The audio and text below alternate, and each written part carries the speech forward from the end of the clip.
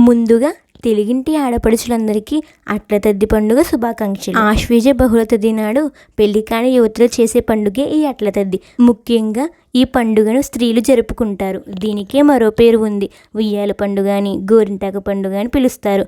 గౌరీదేవి శివుడిని భర్తగా పొందాలని క్రౌత నిశ్చయంతో ఉందని త్రిలోక సంచారి అయిన నారదుడు తెలుసుకున్నాడు.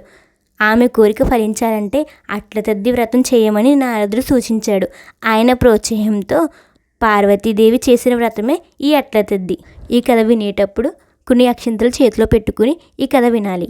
పూర్వం ఒక రాజు కూతురు, మంత్రి కూతురు, సేనాపతి కూతురు, పురోహితుని కూతురు ఎంతో స్నేహంగా కలిసిమెలిసి ఆడుతూ పాడుతూ ఉండేవారు. అప్పుడు అట్ల తద్ది వచ్చింది. రాత్రి సమయంలో చంద్రుడు రాగానే పూజ చేయడం కోసం అన్ని సిద్ధం చేసుకుంటున్నారు. పెద్దవారు అమ్మవారికి నైవేద్యం సమర్పించడం కోసమని అట్లు వేస్తున్నారు. ఆ సమయంలో రాజకుమార్తె ఆకలితో నీరసించి కళ్ళు తిరిగి పడిపోయింది. అది చూసిన రాజకుమారుడు తన చెల్లి ఆకలి తీర్చడం కోసమని ఒక ఉపాయాన్ని ఆలోచించి అద్దంలో తెల్లని వస్తువు ప్రతిబింబం పడేలా చేసి, చంద్రుడు వచ్చాడు, ఇక నీవు ఉపవాస దీక్షను విరమించి శక్తి కోసం పండ్లు తిని విశ్రాంతి తీసుకోమని చెబుతాడు. అన్న మాటను గౌరవించి తన చెల్లెలు భోజనం చేసి పూజ చేసుకుంటుంది. అయితే ఈ రోజున చంద్రుణ్ణి చూసి ఉమాదేవి పూజ చేసుకుని భోజనం భుజించాలి. అందుకే ఈ వ్రతానికి చంద్రోదయ ఉమావ్రతం అని పేరు వచ్చింది. చంద్రుణ్ణి చూసి తర్వాత ఉమాదేవి పూజ చేసుకుని భుజించాలి. ఇది ఈ వ్రత నియమం. కానీ రాజకుమారి తన అన్నమాట విని నమ్మి వ్రతాన్ని భగ్నం చేసుకుంది. ఇది జరిగిన కొన్ని రోజుల తర్వాత రాజకుమారికి ఘనంగా వివాహం జరిగింది.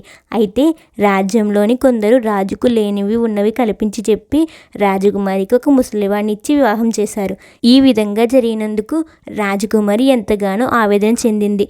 చంద్రోదయ ఉమావ్రతం చేస్తే మంచి భక్త రావాలి కదా, ఇలా ఎందుకు జరిగిందని ఆలోచిస్తూ బాధపడుతూ దేవతామూర్తి అయిన పార్వతీదేవి పరమేశ్వరుని భక్తితో వేడుకుంది. అప్పుడు వారు ప్రత్యక్షమై తన అన్న తన మీద ప్రేమతో చేసిన పని గురించి చెప్పి ఆ తరువాత ఆశ్వేజ బహుళ తది ఉన్నది.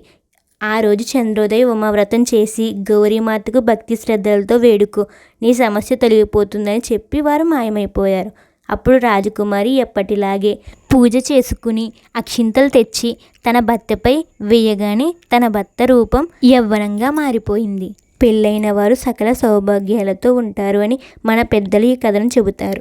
సృష్టి స్థితిలయలకు కారకులైన బ్రహ్మ, విష్ణు, మహేశ్వరులు భార్యలైన సరస్వతి, లక్ష్మీ, పార్వతులకు నెల పొడవునా ఉత్సాహంగా సాగే మాసం ఈ ఆశ్వేజం. భక్తి శ్రద్ధలతో పూజలు చేసేది ఆశ్వేజ మాసం. అందువల్లనే ఈ అట్ల తద్ది పండుగను చేస్తారు. అమ్మవారికి ఆటపాటలంటే ఎంతో ఇష్టం. ప్రతి సంవత్సరం ఆశ్వేజ బహుళ తది నాడు స్త్రీలందరూ ఆనందోత్సవంలో అట్ల తద్ది జరుపుకుంటారు.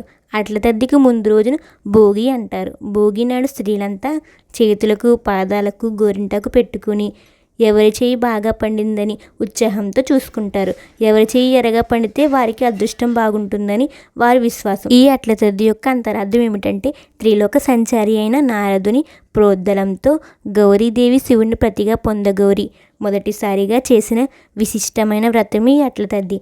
స్త్రీలు సౌభాగ్యం కోసమే చేసుకునే వ్రతం ఇది. చంద్ర ఆరాధన ప్రధానమైన పూజ. చంద్రకళలో కొలువై ఉన్న శక్తి అనుగ్రహం చేత స్త్రీ సౌభాగ్యం పెరుగుతుందని, కుటుంబంలో సుఖశాంతులు వర్ధిల్లుతాయని శాస్త్రం చెబుతుంది.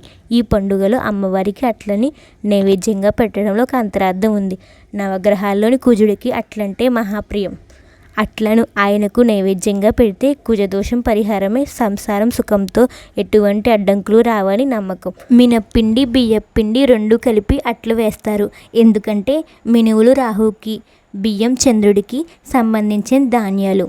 ఈ అట్ల తద్ది నోమును పెళ్ళైన వాళ్ళు, పెళ్లి కాని వాళ్ళు కూడా చేస్తారు. పెళ్లి కాని వాళ్ళు అయితే మంచి భక్త లభించాలని చేస్తారు. పెళ్ళైన వాళ్ళు తన భక్త ఆరోగ్యంగా ఉండాలని చేస్తారు. మా ఇంట్లో అట్ల తద్ది అయితే ఇలా జరిగింది. మీ ఇంట్లో ఎలా జరిగిందో కామెంట్ చేసి చెప్పండి. మీకు నా వీడియో నచ్చినట్టయితే లైక్ చేయండి, షేర్ చేయండి. ఇంకా మన ఛానల్ని సబ్స్క్రైబ్ చేసుకోకపోతే వెంటనే సబ్స్క్రైబ్ చేసుకోండి.